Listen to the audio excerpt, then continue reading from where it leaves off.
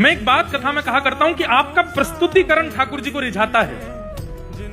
ठाकुर जी के समीप आने पर आप क्या बोलते हैं, क्या विचार करते हैं, क्या कहते हैं, क्या संवाद करते हैं, उससे ठाकुर जी रीझते हैं। ठाकुर जी का प्रकट होना विशेष बात है, पर प्रकट होने के बाद आपका और ठाकुर जी का क्या संवाद हुआ या उस समय क्या विचार हुए, वो बहुत विशेष है। कथा में यही सिखाया जाता है कि ठाकुर जी मिल जाएं पहली बात, और ठाकुर जी मिल जाएं उसके बाद क्या। कभी विचार किया कि मुझे ठाकुर जी मिल जाएंगे तो हम क्या करेंगे? कभी नहीं विचार, क्योंकि हमें विश्वास ही नहीं है कि ठाकुर जी मिलेंगे। मिलेंगे तो हम क्या करेंगे, इसका विचार किया करो। मिलेंगे तो हम क्या बोलेंगे, इसका विचार कर कुछ भी नहीं पाओगे। जो विचार किया होगा एक काम भी नहीं हो पाएगा ठाकुर जी के आने के बाद, लेकिन विचार फिर भी करो।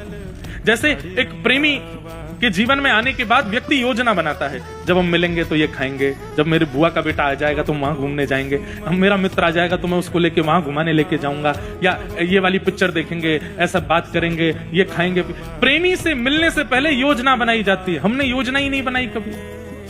हमने आज तक ठाकुर जी के मिलन की योजना नहीं बनाई। हम विचार करते हैं कि हम द्वारिका जाएंगे, बद्रीनाथ जाएंगे, जगन्नाथपुरी जाएंगे, सब योजना हमारी बनती है, पर ठाकुर जी प्रत्यक्ष मिल जाएंगे उसके बाद की योजना हमने नहीं बनाई। मैं निवेदन करूं उन भावयुक्त भक्तों से जो नित्य ठाकुर जी का ध्यान करते हैं, एक बार अब योजना बनाओ। ठाकुर जी मिलेंगे, कहां मिलेंगे? यहां मिलेंगे, इधर हम बैठेंगे, फिर मैं ठाकुर जी से ये पूछूंगा, फिर ठाकुर जी को ये बताऊंगा, फिर मैं ये बना के खिलाऊंगा, ठाकुर जी को ऐसे बताऊंगा। होगा कुछ भी नहीं, पर योजना बनाओ। वो योजना ही भगवत प्राप्ति तक लेकर के जाएगी, वो योजना ही भजन बन जाएगी, वो योजना ही भगवत प्राप्ति का एक साधन बन जाएगी। योजना बनाइए। प्रेमी का स्वभाव है कि वो योजनाएं बनाता है।